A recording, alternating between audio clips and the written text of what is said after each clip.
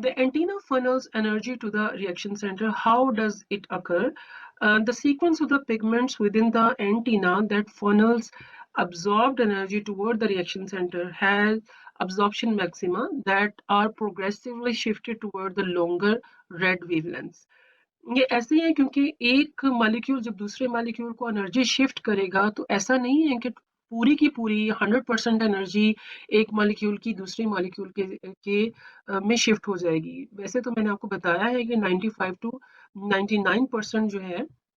मतलब बहुत ही efficient transfer of energy है, लेकिन इवन देन कुछ ना कुछ एनर्जी का जो पार्ट है वो लॉस्ट हो जाता है। दैट इज वाई जो एनर्जी मॉलिक्यूल दे रहा है और जो एनर्जी एक दूसरा मॉलिक्यूल रिसीव कर रहा है, उन दोनों की जो वेवलेंथ है वो एक जैसी नहीं होगी। डेफिनेटली जो रिसीव करने वाला मॉलिक्यूल है उसके पास जो एनर्जी आ रही है उसका जो नैनोमीटर है वो लॉन्गर होता चला जाएगा, और जो देने वाला है उसके पास एनर्जी ज्यादा होगी और जो लेने वाला है उसके पास एनर्जी कम होगी। That is why this red shift in absorption maximum means that the energy of the excited state is somewhat lower nearer the reaction center than in the molecule in the more in the peripheral portion of the antenna system. As a result of this arrangement, when excitation is transferred, means जब molecules energy को लेते हैं, जो बिल्कुल शुरू में ले रहे हैं, उनकी एनर्जी सबसे ज्यादा होगी, और आहिस्ता आहिस्ता जब वो एक से दूसरे, दूसरे से तीसरे, तीसरे से चौथे और फाइनल रिएक्शन सेंटर तक जो एनर्जी इस प्रोसेस के थ्रू होते हुए गुजरेगी, वो एनर्जी कम होगी as compare to that energy जो कि शुरू में मॉलिक्यूल्स ने एंटीना कॉम्प्लेक्स के कंपोनेंट्स ने अब्सॉर्ब की होगी। सो इसी की एक्सप्लेनेशन है कि as a result of this arrangement the excitation is transferred and from a chlorophyll b molecule को अगर हम कंसिडर करते हैं, तो absorbing a maximally at 650 nanometer की एनर्जी अगर वो अब्सॉर्ब करता है और उसके बाद उसको क्लोरोफिल ए के मॉलिक्यूल में उसको ट्रांसफर करता है, तो वो फिर 650 नैनोमीटर की एनर्जी नहीं रहेगी जो कि नेक्स्ट क्लोरोफिल ए के मॉलिक्यूल को मिल रही है, वो 670 नैनोमीटर की, मतलब there is a shift in the nanometer, और you can say more toward the red region from the high energy spectrum to the red region की तरफ शिफ्ट हो जाएगा। So this difference in energy between these two excited chlorophylls is lost to the environment as heat. For the excitation to be transferred back to the chlorophyll molecule, B molecule, the energy lost as heat would have to be resupplied. और ऐसा तो होगा नहीं कि chlorophyll B से एक दफा energy जो है वो क्लोरोफिल ए को मिल गई है, और अब अगर ये होना चाहे कि क्लोरोफिल ए वापस उस एनर्जी को क्लोरोफिल बी को दे दे, तो डेफिनेटली उसको वो एनर्जी लॉस्ट जो है उसको कवर करना पड़ेगा, और वो एनर्जी एक्स्ट्रा जो लॉस्ट हो चुकी है in the form of heat वो रीसप्लाई करनी पड़ेगी, और वो पॉसिबल नहीं है। And that is why reaction centre में energy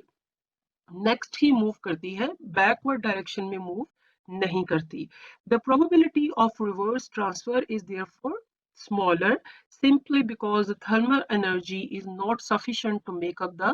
deficit between the lower energy and the higher energy pigments, and this effect gives the energy trapping process a degree of directionality or irreversibility and makes the delivery of the excitation to the reaction center more efficient.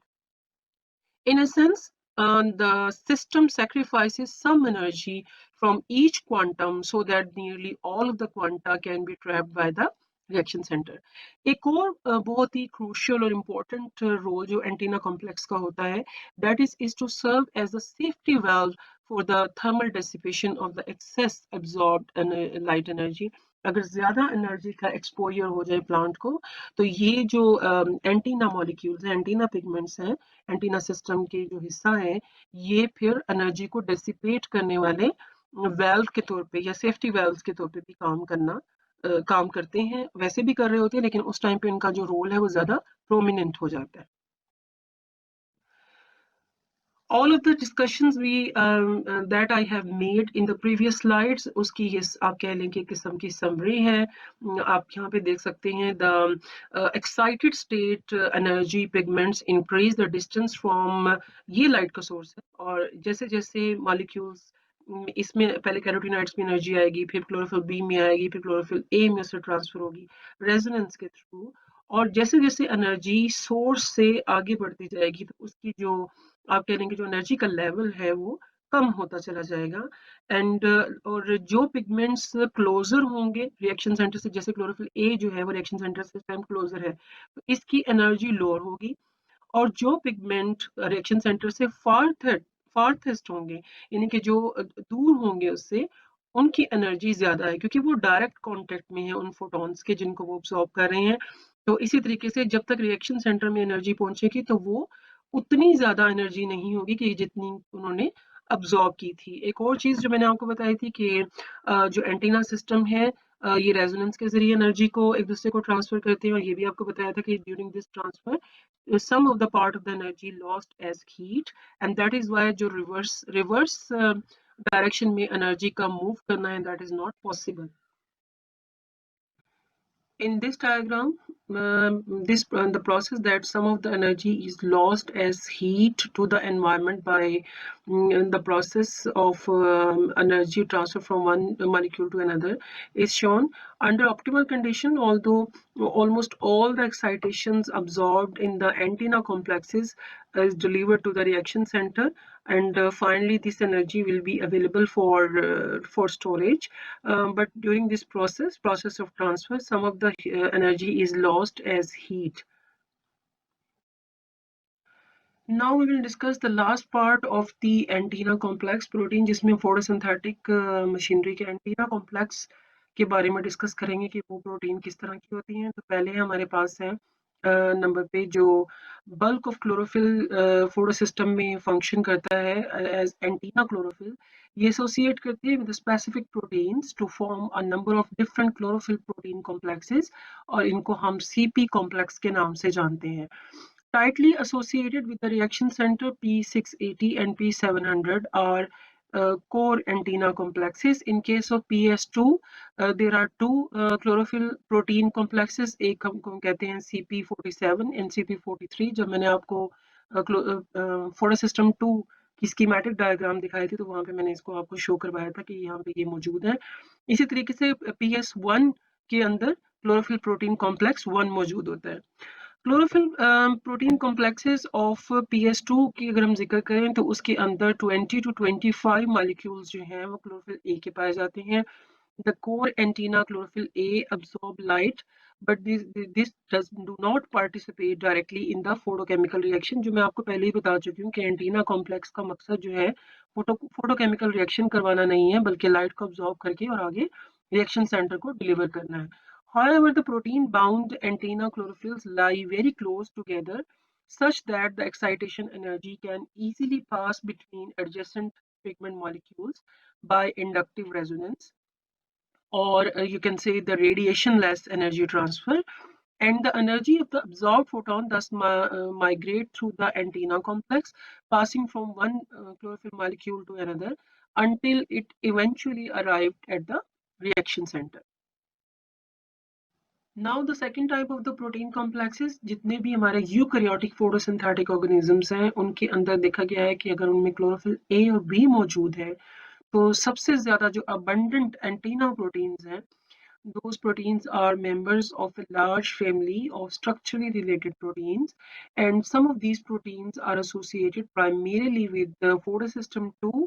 and are called as light harvesting complex 2 proteins। इसी तरीके से वो proteins जो कि photosystem 1 के साथ attached हैं उनको कहा जाता है लाइट हार्वेस्टिंग कॉम्प्लेक्स 1 प्रोटीन, और these antenna complexes are also known as chlorophyll A B antenna proteins। Light absorbed by carotenoids and chlorophyll B in these light harvesting complex proteins is rapidly transferred to the chlorophyll A and then to other antenna pigments that are intimately associated with these with the reaction center। The light harvesting complex 2 को देखा गया है कि ये regulatory processes में भी involved है। Structure of light harvesting complex 1 and complex 2। Light harvesting complex 1 and 2 together contains as much as 70% of the total chloroplast pigments and including virtually all of the chlorophyll B. Light harvesting complex 1 is relatively small and has a chlorophyll A to B ratio of about 4 to 1 and appears rather tightly bound to the core photosystem. Light harvesting 2 complex 2 on the other hand contains 50 to 60% of the total chlorophyll, and with the chlorophyll AB ratio of about 1.2, most of it is chlorophyll B. Light harvesting 2 complex also contain most of the xanthophyll, and the function of the light harvesting complexes and the core antenna CPs are to absorb light and transfer this energy to the reaction center. The structure of light harvesting complex 1 protein जो है वो बहुत ज़्यादा जो है उसको explain अभी हमारे पास एक्सप्लेनेशन नहीं है, बट देखा गया है कि this may be similarly to the light harvesting complex 2 protein, and all of these proteins have significant sequence similarity and are almost certainly descendant from a common ancestral protein. दोनों को देखा गया है कि इनके जो ancestors हैं वो सेम ही है। जब इवोल्यूशनरी पॉइंट ऑफ व्यू से इनकी स्टडी की गई है तो सेम इंसेस्टर से डिराइव हुए हुए प्रोटीन्स ये हमें नजर आती हैं। इम्पोर्टेंस इनकी क्या है? एज द नेम इम्प्लाइज इनका काम है लाइट को हार्वेस्ट करना और फिर इसको जो एंटीना सिस्टम है उसके फंक्शन को एक्सटेंड करना और एडिशनल लाइट को जो है रिएक्शन सेंटर तक पहुंचाना। अगर ये मौजूद ना होती, व्हाट हैपेंड कि अगर लाइट हार्वेस्टिंग कॉम्प्लेक्सेस जो हैं वो मौजूद ना होते और रिएक्शन सेंटर अलोन ही जो है वो काम कर रहे होते, तो the principal advantage of associating a single reaction centre with a large number of light harvesting and core antenna chlorophyll molecules is to increase the efficiency in collection and utilization of the light energy. Even in bright sunlight हम देखते हैं कि अगर individual chlorophyll molecule ही अकेला मौजूद हो और वो ही फोटोन को ऑब्जॉर्ब करे तो फ्यू टाइम्स एवरी सेकंड में फ्यू टाइम्स ही वो प्रोटॉन्स को जो है वो ऑब्जॉर्ब करेगा। Since events at the reaction centre occurs with in the microseconds time scale, any reaction center that depends on a single molecule of chlorophyll for its light energy would no doubt lie idle much of the time, क्योंकि वो सिर्फ chlorophyll के molecule पे ही depend कर रहा होगा कि वो एनर्जी फोटोन को ऑब्जॉर्ब करे एंड देन फिर उसकी वजह से रिएक्शन सेंटर में फोटोकेमिकल रिएक्शन जो है वो टेक्स प्लेस हो सके। Or thus the advantage of the photosystem is that while the reaction center is busy processing one photon, other photons are being intercepted by the antenna molecules and funneled to the reaction center. और इसी की वजह से continuous supply जो है reaction centre को वो light की रहती है। अगर एक ही मॉलिक्यूल काम कर रहा होता तो जैसे ही उसकी एनर्जी रिएक्शन सेंटर इस्तेमाल कर लेता उसके बाद उसने फारिग बैठ जाना था रिएक्शन सेंटर ने। लेकिन अब क्योंकि एंटीना कॉम्प्लेक्सेस भी मौजूद हैं तो जब तक एक आप कह लें कि अब्जॉर्ब की हुई फोटोन की एनर्जी को रिएक्शन सेंटर यूटिलाइज कर रहा होता है फॉर द फोटोकेमिकल इवेंट्स, इसी दौरान में एंटीना कॉम्प्लेक्स के जो मॉलिक्यूल्स हैं वो और एडिशनल एनर्जी जो है वो अब्जॉर्ब कर रहे होते हैं। और जब तक पहला फोटोन की एनर्जी यूटिलाइज होती है for the process of photochemical events, उतनी देर में दूसरी एनर्जी की सप्लाई जो है उस तक पहुंच जाती है और इसकी वजह से कॉन्टिन्यूसली रिएक्शन सेंटर को जो है efficiently energy जो है वो supply रहती है। So the efficiency of the energy transfer through the light harvesting complex and the core antenna complexes to the reaction center is very high। और देखा गया है कि सिर्फ 10% जो एनर्जी का है वो ही लॉस्ट होता है एज हीट और बाकी की 90% अबाउट 90% जो है वो तो श्योरली रिएक्शन सेंटर को मिल जाती है energy. Thus, it is important to appreciate that light harvesting complexes 1 and 2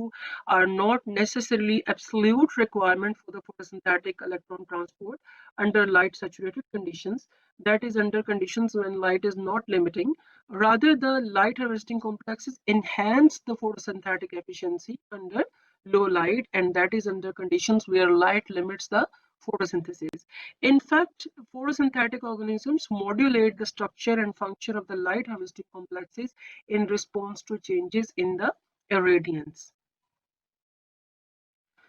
Here is the two-dimensional view of the structure of light harvesting complex 2. As I told you कि light harvesting complex 1 के बारे में बहुत ज़्यादा information नहीं है, लेकिन light harvesting complex 2 जो है हायर प्लांट से उसको माइक्रोस्कोपी और इलेक्ट्रॉन क्रिस्टलोग्राफी के जरिए और एक्सरे क्रिस्टलोग्राफी के जरिए जो है वो इसकी स्कीमेटिक डायग्राम जो है वो दिखाई गई है। और इसकी आप अंदर देख सकते हैं कि that the antenna complex is a transmembrane pigment protein and with three helical regions, 1, 2, and 3 helical regions that cross the non-polar part of the membrane, the thylakoid membrane, and approximately 15 chlorophyll A and B molecules are associated with this complex. जो कि यहाँ पे chlorophyll A और B molecules की ये dark colour में जो chlorophyll A molecule है और लाइट कलर में क्लोरोफिल बी मॉलिक्यूल्स इनको शो किया गया है. तो दीज आर अबाउट 15 मॉलिक्यूल्स जो हैं इनके साथ एसोसिएटेड होते हैं और एज वेल एज इनके साथ बहुत सारे carotenoids भी associated होते हैं. The position of the several of the chlorophylls are shown and two of the carotenoids form an X in the middle of the you can say the protein, middle of the protein complex, and in the membrane the complex is trimeric and aggregated around the periphery of the PS2 reaction center complex.